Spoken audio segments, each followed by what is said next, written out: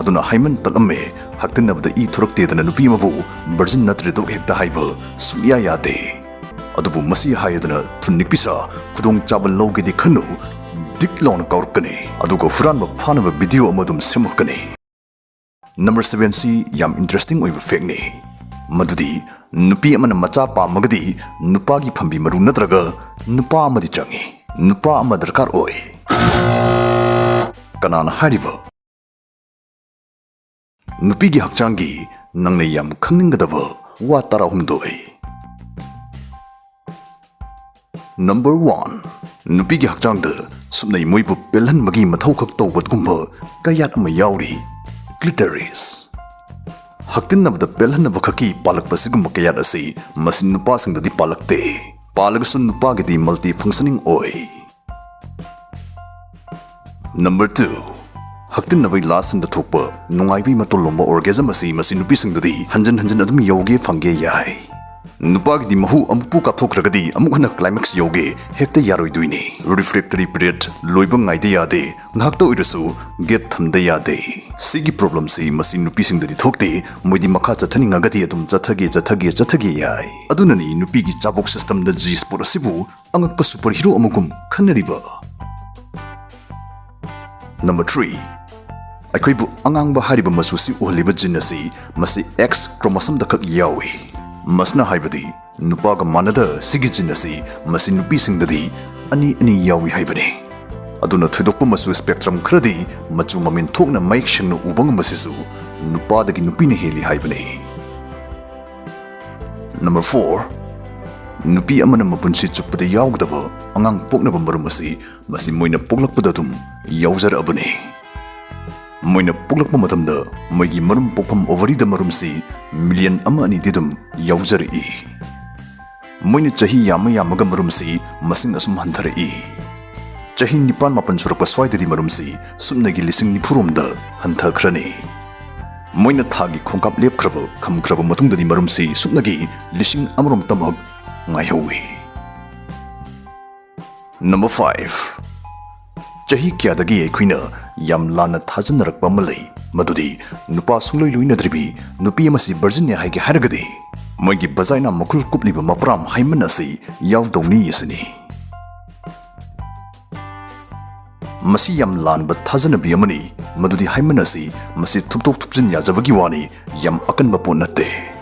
gari thauba sagol thauba period lakpagi I chupsinaba lasing natraga phi machan namsin mention medafau tatkiba kongaini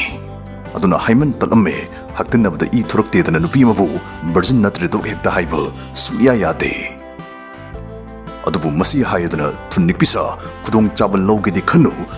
diklon kaurkani adugo furanba phanaba video amadum semakani.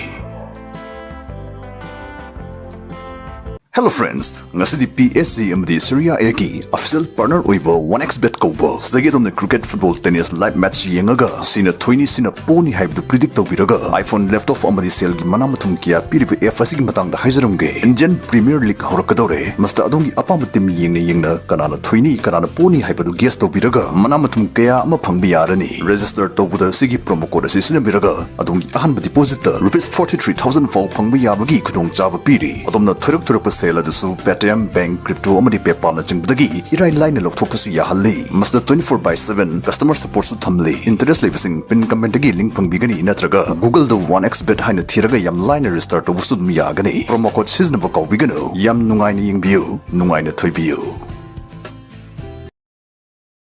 Number 6 brain gi tangkhai anisi amaga pau phongnaba connection asisu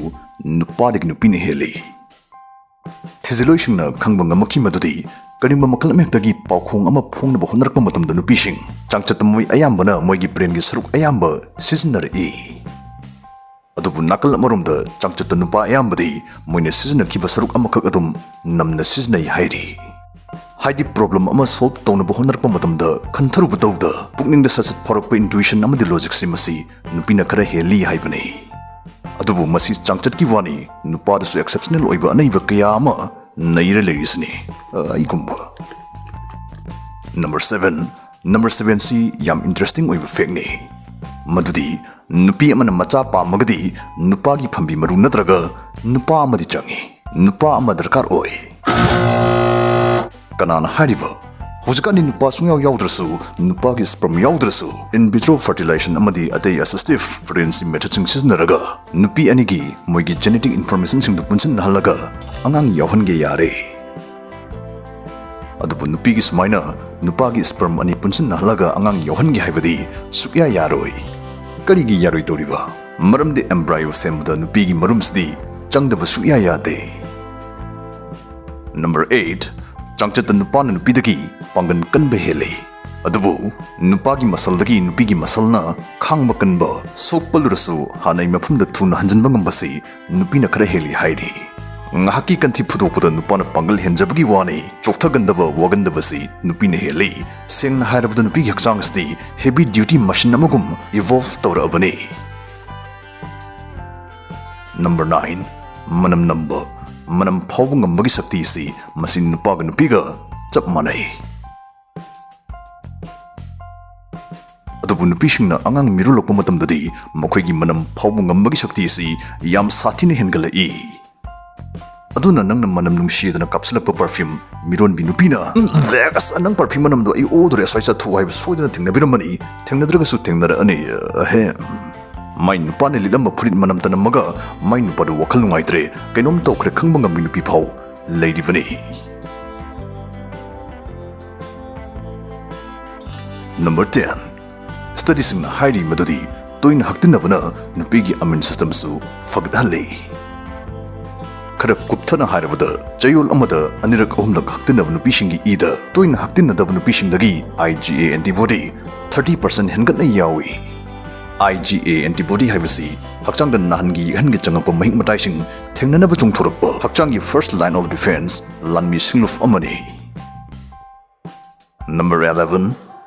Nupaga nupiga changchata punsi sangba punsi ba sisu nupine heli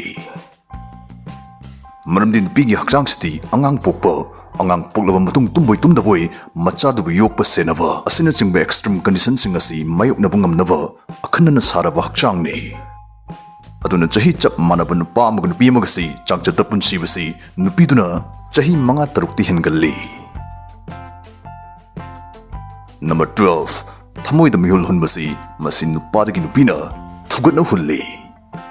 changchata nupa amana minute amada mihulsi 70 dagi 72 faw hungalli aduga nupi singdi changchata minute amada 78 dagi 82 faw gi marakta hungalli. Number 13 nupadagi nupina elastin chang hena yawi aikhoigi tainariba tissue sing tingthokpa sandokpa yahliba protein adubuni elastin haribasi masi hena yawbasna hakchang thuptok thupsin yabasisu nupina khara heli